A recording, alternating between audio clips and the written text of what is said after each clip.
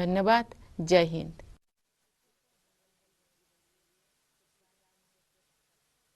My dear fellow citizens, Namaskar. My heartiest greetings in advance to all Indians living in the country and abroad on the eve of the 76th Independence Day. I am delighted to address you on this momentous occasion.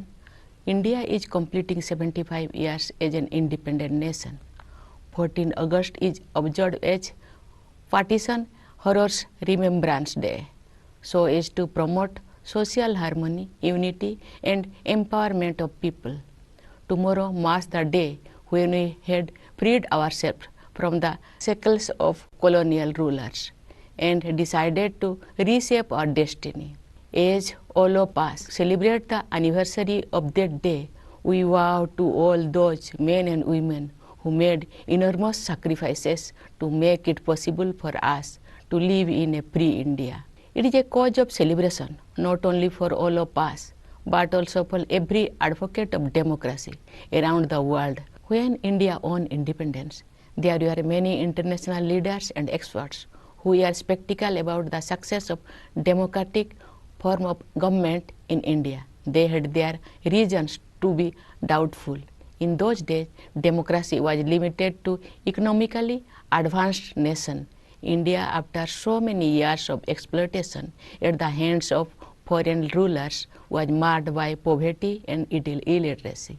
But we Indians proved the skeptic wrong. Democracy not only grew roots in this soil, it was enriched too. In most other well-established democracies, women had to wage long drawn struggle to get the right to vote. But India adopted universal adult franchise right since the beginning of the Republic. Thus, the makers of modern India enabled each and every adult citizen to participate in the collective process of nation building. Thus, India can be credited to have helped the world discover the true potential of democracy. I believe this was not a coincidence. At the beginning of civilization, saints and seers of this land had developed a vision of humanity that was defined by equality of all, indeed oneness of all. The great freedom struggle and its leader like Mahatma Gandhi rediscovered our ancient values for modern times. Then it is no wonder our democracy has Indian characteristics. Gandhiji advocated decentralization and power to the people. For 75 weeks, now the nation has been commemorating these noble ideas that won us freedom. In March 2021, we began the Azadi Ka Amrit Mahotsav with the reenactment of the Dandi March. This way, our celebration began with a tribute to that watershed event which had put our struggle on the world map. This festival is dedicated to the people of India. Based on the success achieved by the people, the resolve to build Atmanirbhar Bharat is also a part of this Mahotsav. Citizens from all age groups have keenly participated in a series of events held across the country. This grand festival is going ahead with the Har Ghar Triranga Abhiyan. The Indian tricolors are fluttering in every nook and corner of the country. Great martyrs would have been thrilled to see the spirit of the independence movement coming alive again on such a massive scale. Our glorious freedom struggles was waged bravely across the vast territory of our country. Many great freedom fighters did their duty and passed on the torch of awakening, leaving little trace on their heroic deeds. Forgotten for long were many heroes and their struggles, especially among the peasants and tribal population. The government's decision last year to observe 15th November Janajatiya Gaurav Divas is welcome because our tribal heroes are not merely local or regional icons, but they inspire the entire nation. Dear citizens, for a nation, particularly an ancient one such as India, the passage of 75 years is merely a blink of an eye. But For us and individuals, it is a lifetime. Senior citizens among us have witnessed a dramatic change in their lifetime. They have seen how, after independence, all the generations have toiled hard, how we met great challenges, and how we have taken charge of our destiny. The lessons learned in the process will prove useful as we move towards the next milestone in the journey of the nation, the Amrit Kal, the 25 years to be celebration of the centenary of our independence. By the year 2047, we will have fully realized the dreams of our freedom fighters. We will have given a concrete shape to the vision of those who, led by Baba Saheb Bhimrao Ambedkar, drafted the Constitution.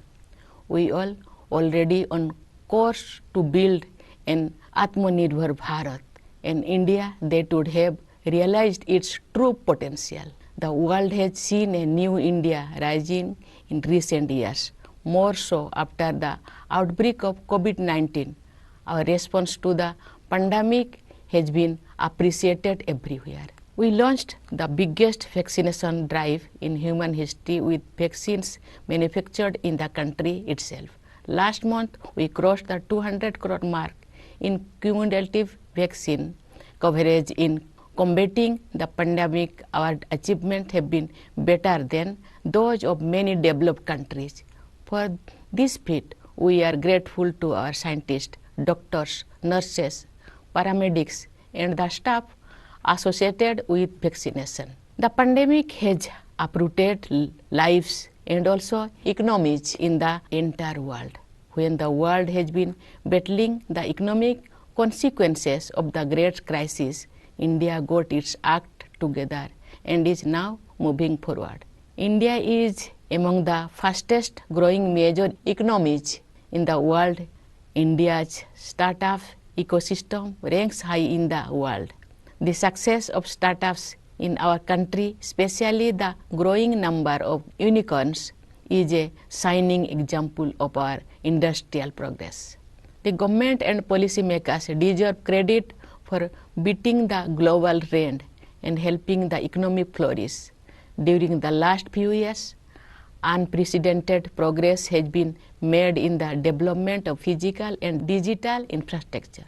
Through the Pradhan Mantri Gati Shakti Yojana, all the modes of connectivity based on water, land, air, etc. are being integrated in the whole country to enable seamless transportation across the country. For the vibrancy of growth visible in our country, credit must also be given to workers and farmers whose hard work has made it possible, and entrepreneurs whose business acumen has created wealth. What is all the more heartening is that the growth is becoming more inclusive and regional disparities too are reducing. But this is only the beginning. A series of economic reforms and policy initiatives have been preparing the ground for a long term.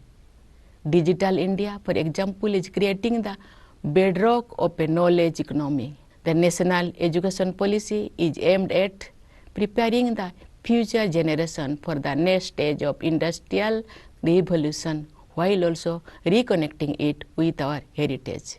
Economic success is leading to an ease in living too. Economic reform are rightly accompanied by innovative welfare initiatives.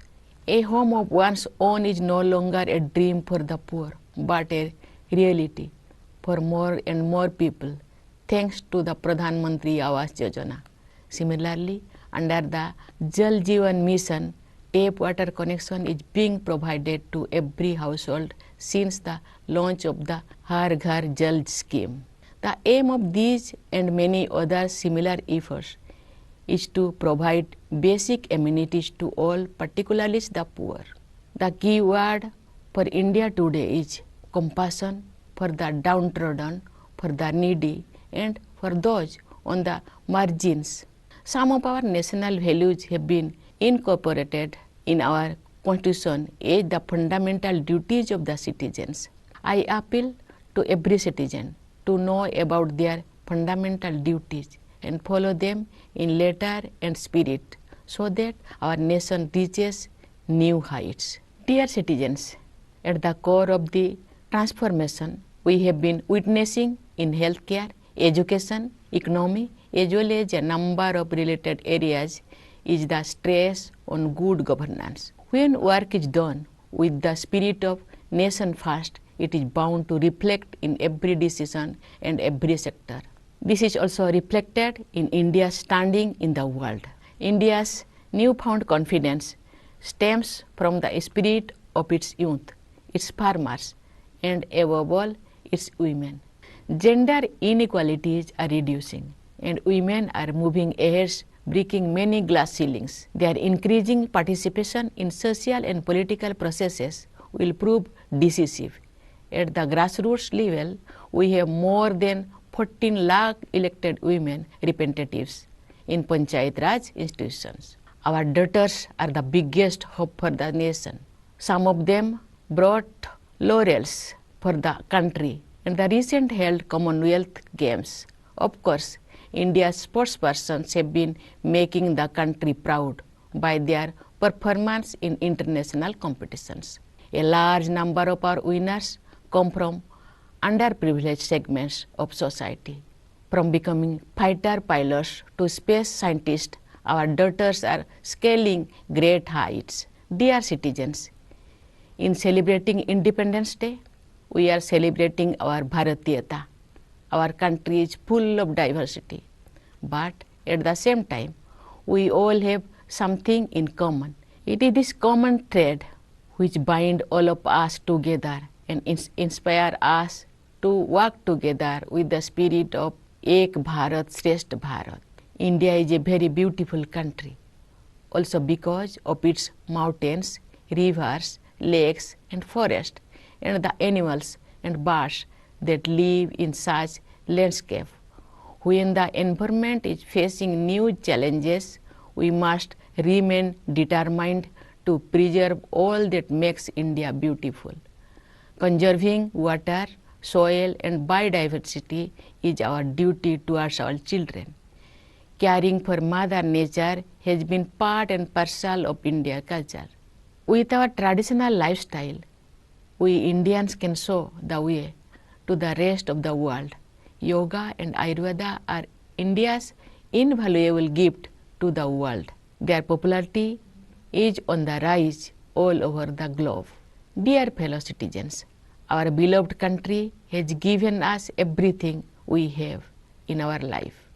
We should pledge to give everything we can for the sake of safety, security, progress and prosperity of our country. Our existence will become meaningful only in building a glorious India. The great nationalist poet Kuvempu, who enriched Indian literature through Kannada language, had written, Nannu Odive, Ninnu Odive, Nomma Eduvegal Mele, Mudubudu, Nava Bharate den Lille, which means, I will pass, so will you, but on our bones will arise the great tale of a new India. This is a clarion call of the nationalist poet for making total sacrifice for the motherland and upliftment of fellow citizens.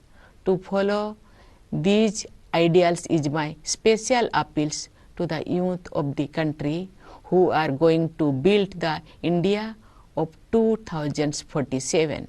Before I conclude, I would like to extend Independence Day greetings to the armed forces, to the members of Indian missions abroad, and to the Indian diaspora who continue to make their motherland proud.